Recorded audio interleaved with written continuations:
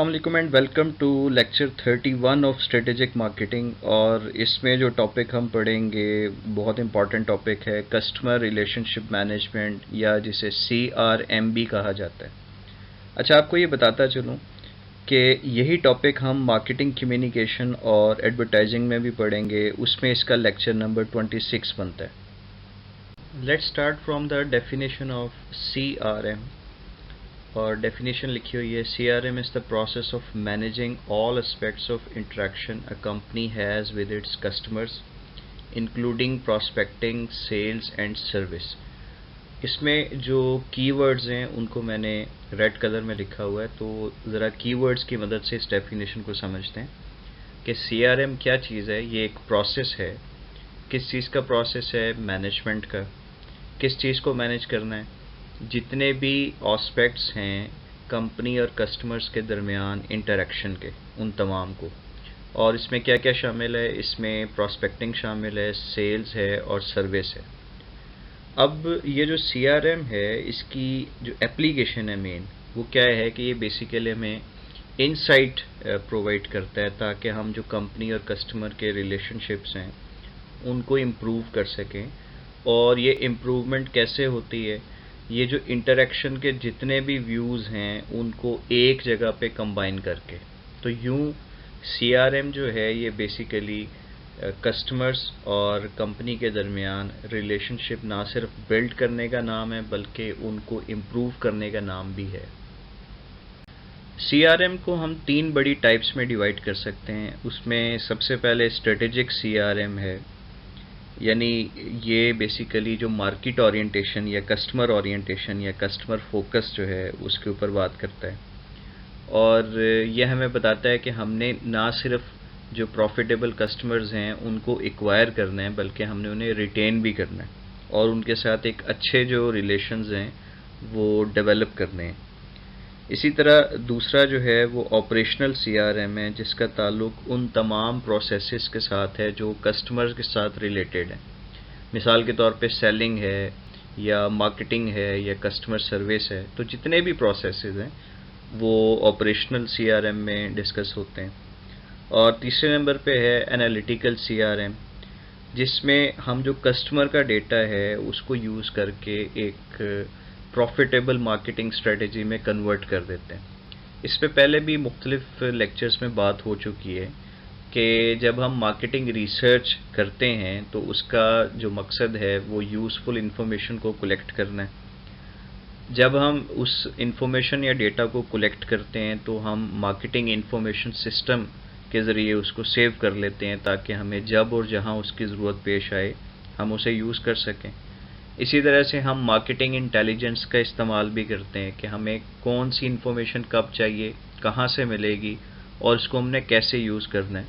और इसी को यूज़ करते हुए हम एक सक्सेसफुल मार्केटिंग स्ट्रेटेजी जो है वो बनाने की कोशिश करते हैं।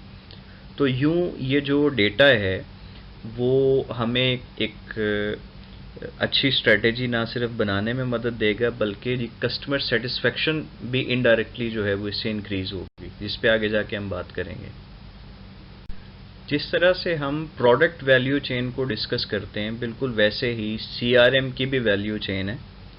और इसमें आप देख सकते हैं कि इसके कुछ प्राइमरी स्टेजेस हैं और कुछ सपोर्टिंग कंडीशंस हैं। सपोर्टिंग कंडीशंस में तो आपकी जो ऑर्गेनाइजेशन में लीडरशिप स्टाइल है और आपकी ऑर्गेनाइजेशन का कल्चर है। फिर आपका जो इंफॉर्मेशन टेक्नोलॉजी का स्ट्रक्चर किस तरह का है, एम्प्लॉयज़ जो हैं लोग, उनके पास कौन सी एबिलिटीज़ और स्किल्स मौजूद हैं, कितना नॉलेज मौजूद है, किस तरह के प्रोसेसेस आपके पास मौजूद हैं।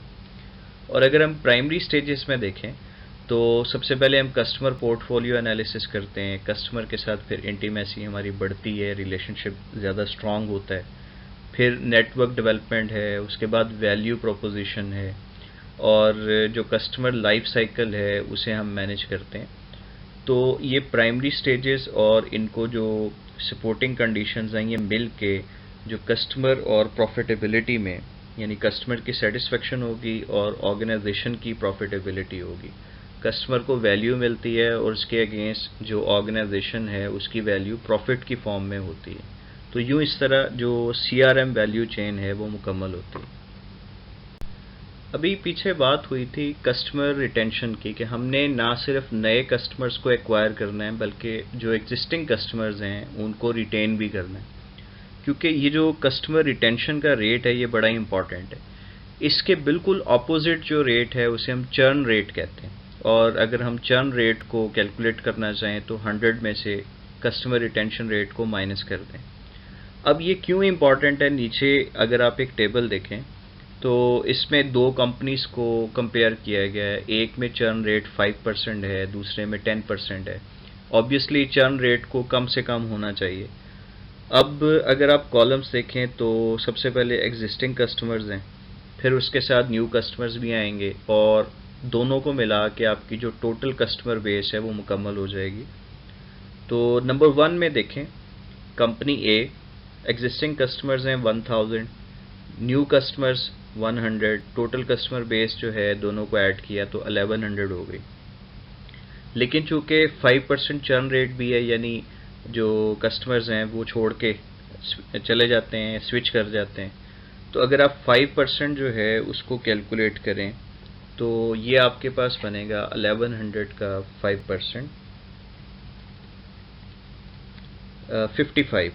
तो 1100 में से 55 जो कस्टमर्स हैं वो चले गए, तो सेकंड लाइन में अगर आप देखें आपके पास 1045 कस्टमर्स बाकी रह गए अगले साल में।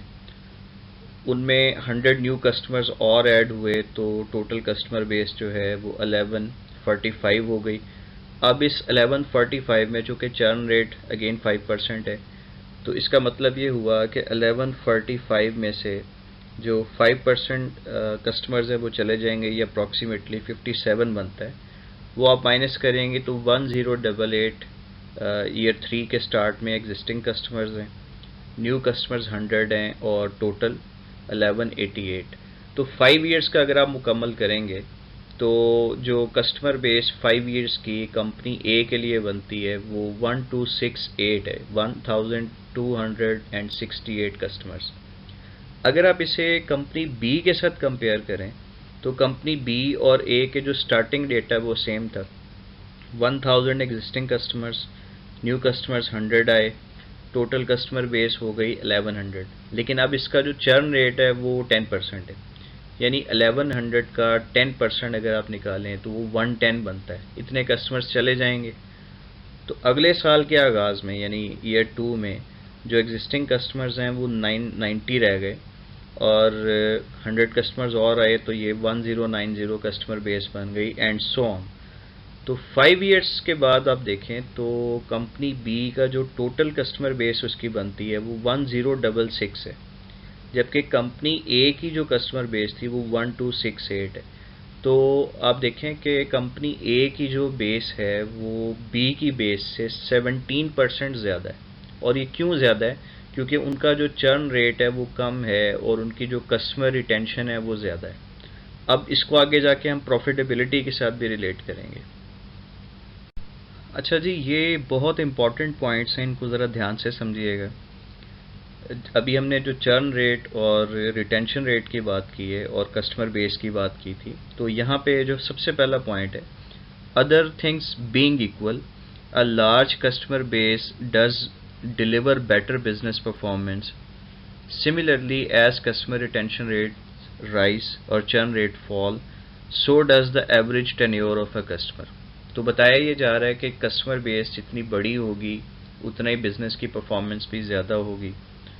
और दूसरी तरफ ये कि अगर कस्टमर का रिटेंशन रेट जो है वो बढ़ेगा या चर्न रेट जो है वो कम हो जाएगा, तो कस्टमर का जो एवरेज टेन्योर है वो भी कंपनी के साथ बढ़ेगा। टेन्योर से मुराद है कि एक कस्टमर कितने अरसे तक आपकी कंपनी की जो प्रोडक्ट्स है वो ख़रीदता रहता है। जो लेंथ ऑफ टाइम है उसे हम कस्टमर का टेन्योर कहते हैं। अब ये जो impact of small improvements in customer retention can result in high level of retention. छोटी छोटी चीज़ें हैं, छोटी छोटी एफर्ट्स हैं, लेकिन ये रिटेंशन का जो लेवल है वो ज़्यादा कर सकती हैं। और आपने देखा कि रिटेंशन ज़्यादा होने से कस्टमर बेस बढ़ेगी, कस्टमर बेस बढ़ेगी तो बिज़नेस की प्रॉफिटेबिलिटी भी बढ़ेगी, and business is meant for profit. अच्छा, एक एग्जांपल यहाँ पे दी गई है, improving the customer retention rate from 75% to 80%, grows average customer tenure from 10 years to 12.5 years. जी, इस बात का मतलब ये है कि आपका कस्टमर रेट जो है, रिटेंशन रेट, वो 75% से 80% हुआ है, यानी 5% इंक्रीज़ आया है उसमें। कैसे आया? आपकी अच्छी CRM प्रैक्टिसेस की वजह से।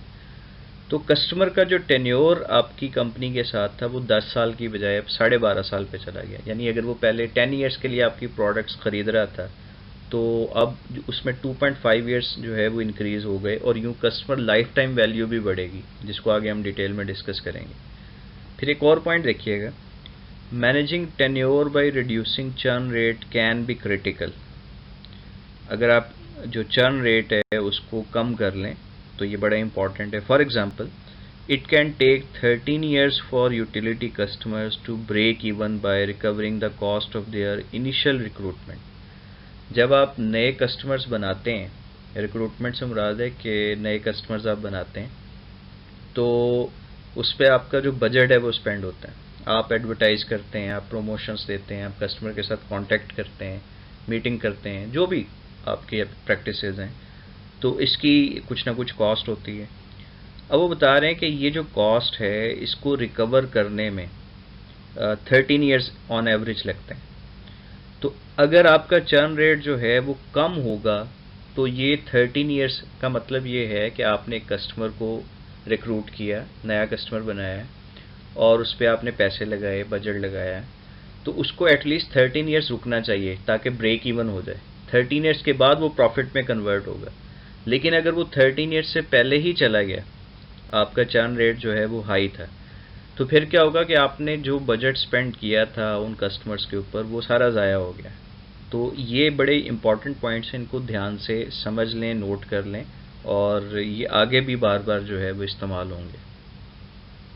इस टेबल में कुछ लिंक दिया गया है, रिलेशनशिप दिया गया है बिटवीन कस्टमर रिटेंशन रेट और एवरेज कस्टमर टेन्योर। और क्लियरली आप देख सकते हैं कि 50% अगर रिटेंशन रेट है तो average customer tenure is 2 years, 67% पे वो 3 हो गया, 75 पे 4 हो गया। अगर आप आगे जाते जाएं तो 97 पे ये 33 हो गया, 99 पे ये 100 हो गया। इसका मतलब ये है कि जैसे जैसे कस्टमर का रिटेंशन रेट बढ़ रहा है, या दूसरे लफ्ज़ों में चर्न रेट कम हो रहा है, तो कस्टमर का जो एवरेज टेन्योर है ईयर्स में वो भी बढ़ता जाएगा। और जितना कस्टमर का टेन्योर बढ़ेगा, उतनी ही जो कस्टमर लाइफ टाइम वैल्यू है वो भी बढ़ेगी, तो कंपनी का फ़ायदा होगा। इसलिए जो रिटेंशन रेट है इसे हमेशा ज़्यादा ही रहना चाहिए। यहाँ पर टेबल में जो कस्टमर जर्नी है वो दिखाई गई है। जो जो आप ऊपर से नीचे की तरफ आ रहे हैं, तो कस्टमर की लॉयल्टी और कस्टमर के साथ जो आपका रिलेशन है वो बढ़ता जा रहा है। देखें, सबसे पहले जो कस्टमर है वो एक सस्पेक्ट होता है हमारे लिए।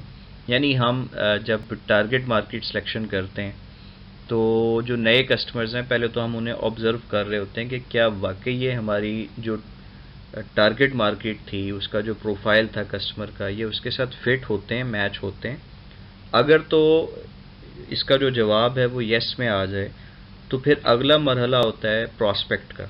वो हमारे प्रॉस्पेक्ट्स बन जाते हैं, और इसका मतलब ये होता है कि भाई हमने जो अपना एक प्रोफाइल सेट किया था टारगेट मार्केट का, ये लोग जो है वो उसके साथ मैच करते हैं। फिर जब वो फर्स्ट टाइम बाइंग करते हैं आपकी प्रोडक्ट्स की, तो वो फर्स्ट टाइम कस्टमर्स बन जाते हैं। उसके बाद फिर बार बार जब वो ख़रीदना शुरू करते हैं तो वो रिपीट कस्टमर्स बन जाते हैं। यहाँ एक इम्पॉर्टेंट बात होती है कि एक कस्टमर जो बार बार आपकी प्रोडक्ट ख़रीद रहा है, ज़रूरी नहीं है कि वो आपका लॉयल कस्टमर भी हो। अभी चूँकि उसका स्टार्ट है, अभी बहुत ज़्यादा उसके साथ टाइम नहीं गुजरा, तो आप अभी भी हो सकता है कि उसकी जो टॉप प्रायोरिटी है उसमें शामिल ना हो। वो बार बार आपकी प्रोडक्ट्स ख़रीद तो रहा है, लेकिन ज़रूरी नहीं है कि आप उसकी टॉप प्रायोरिटी में हो। ये प्रायोरिटी होना शुरू होगी जब वो मेजॉरिटी कस्टमर बन जाएगा। यानी अब वो बार बार एक रेपिटेशन के साथ आपकी प्रोडक्ट्स ख़रीद रहा है, और आप उसके पोर्टफोलियो में एक इम्पॉर्टेंट कंपनी या सप्लायर के तौर पे मौजूद हैं। फिर अगला जो स्टेप है कि वो आपका एक लॉयल कस्टमर बन जाता है।